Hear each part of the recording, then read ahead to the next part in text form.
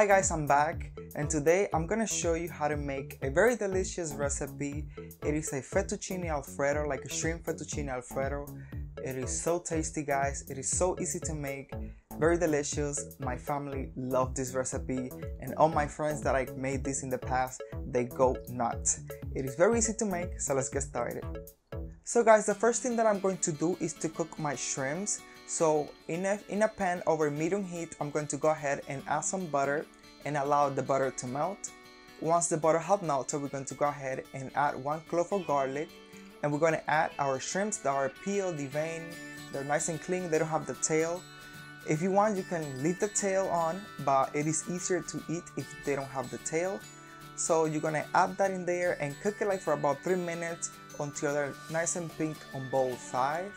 And after that, we're going to remove it from the heat. You're going to put it in a plate or a different bowl with all the juices, and then we're going to go ahead, we're going to add more butter to the pan with a little bit of olive oil, and we're going to go ahead and add our onions that I diced, and we're going to cook this onion for about 2 to 3 minutes until it's softened.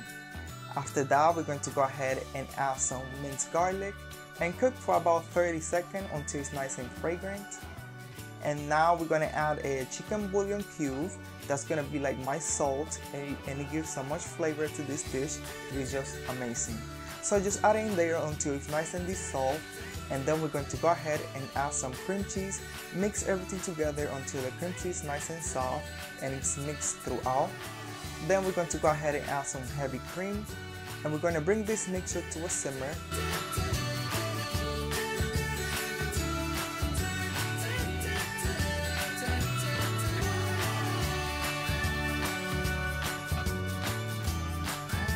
Once the mixture has thickened up and it's to a simmer, we're going to go ahead and add our shrimp back and mix everything together. At this point, I tasted it for seasoning, it was great. I'm gonna grate a little bit of Parmesan cheese. This is optional, but you really don't need this Parmesan cheese, but I really added for extra richness and flavor. And then we're going to go ahead and add our pasta that I cooked. I cooked this pasta according to package instruction, and then you're gonna mix everything together, and that is it.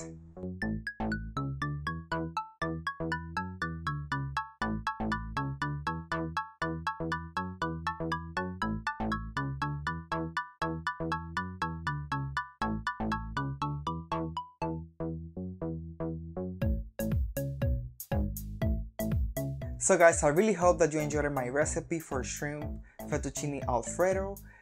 This is recipe, it is my version of it. It is so tasty. The recipe will be linked in the description box if you want to make it. I really hope you get to try it because it is just so delicious.